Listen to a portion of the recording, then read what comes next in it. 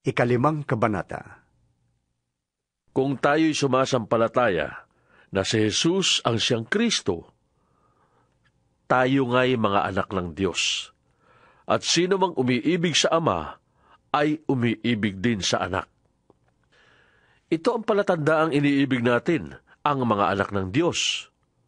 Kung iniibig natin ang Diyos at tinutupad ang Kanyang mga utos.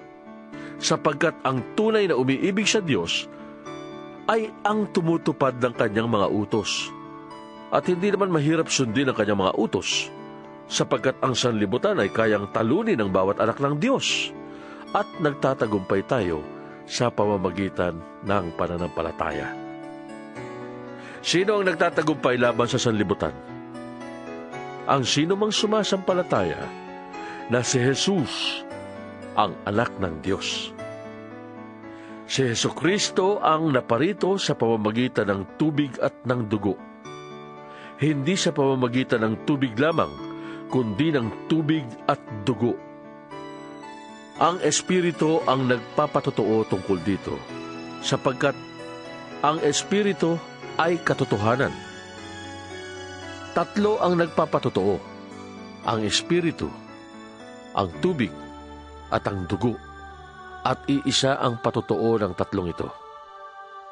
Tinatanggap natin ang patotoo ng tao, ngunit lalong matibay ang patotoo ng Diyos, at ito ang patotoo ng Diyos tungkol sa Kanyang anak. Ang sino mang nananalig sa anak ng Diyos ay naniniwala sa patotoong ito. Ngunit ang Diyos ay ginagawang sinungaling ng sino mang ayaw maniwala sa Diyos, sapagkat hindi siya naniniwala sa patotoo nito tungkol sa Kanyang anak. At ito ang patotoo: ipinagkaloob sa atin ng Diyos ang buhay na walang hanggan, at ito'y makakamta natin sa pamamagitan ng Kanyang anak. Kung kanino nanatili ang anak ng Diyos, siya ang may buhay na walang hanggan. Ngunit wala nito ang taong wala sa Kanya, ang anak ng Diyos. Isinusulat ko ito sa inyo upang malaman ninyo na kayong nananalig sa anak ng Diyos ay may buhay na walang hanggan. Hindi tayo nag-aatubiling lumapit sa Kanya, sapagkat alam nating ibibigay Niya ang anumang hingin natin sa Kanya na naaayon sa Kanyang kalooban. At dahil alam nating pinapakinggan nga Niya tayo, alam din nating ibinibigay Niya ang bawat hinihiling natin sa Kanya. Kung makita nino man na ang kanyang kapatid ay gumagawa ng kasalanang di hahantong sa kamatayan, ipanalangin niya ang kapatid na iyon sa Diyos na magbibigay sa kanya ng bagong buhay. Ito'y para sa mga kapatid na ang kasalanan ay hindi humahantong sa kamatayan. May kasalanang hahantong sa kamatayan, at hindi ko sinasabing idalangin ninyo ang sino mang gumagawa nito.